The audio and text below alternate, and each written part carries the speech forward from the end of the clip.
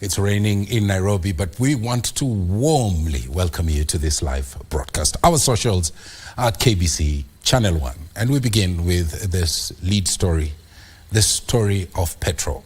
The price of a litre of Super Petrol could hit the 300 shillings mark if the Israel-Hamas conflict goes on.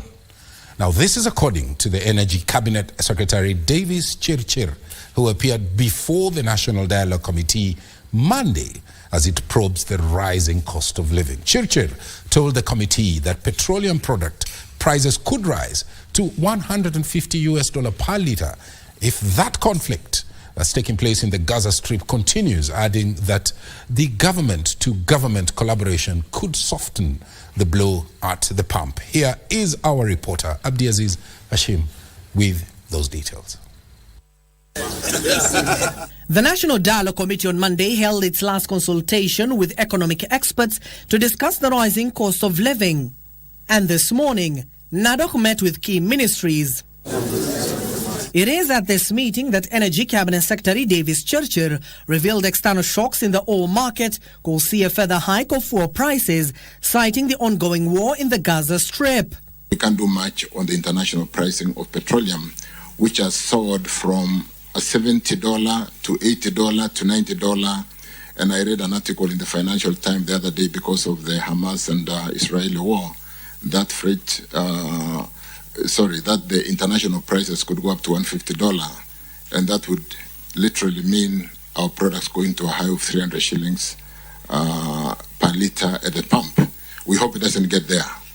This as Treasury Cabinet Secretary Professor Njogun Ndogo told the committee the government is addressing the cost of living by increasing the supply of food to offset the effects of the current economic hardships. There is no way you're going to find people producing food if you cannot sell the food. You cannot sell maize. You cannot sell your rice. You cannot produce. When markets are functioning, then you know that downstream, you increase production and productivity.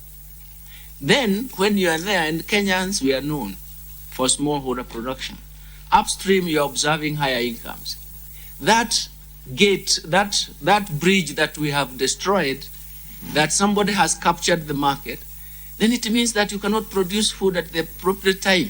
Meanwhile, Housing Principal Secretary Charles Henga continued to defend the affordable housing project as key in creating employment and boosting revenue.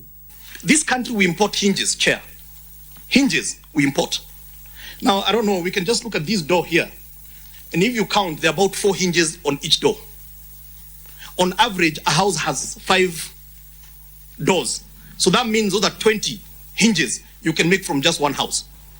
If you do 200,000 homes, you do the math. How many hinges are we talking about? And as much as hinges looks like something we should not be talking about in a national dialogue, hinges could end up being a big industry because you have created the consumptive demand. However, economic experts argued that increased taxation, debt crisis, and corruption have worsened the economy. The committee is working against time to beat the 30-day deadline that ends on 22nd of this month. The National Dialogue Committee is expected to have its final sitting this coming Thursday as they finalize on their report that they will table before Parliament and further on to President William Ruto as well as the ODM leader Raila Odinga. Abdiaziz Hashim from the Bomas of Kenya, Prime Edition.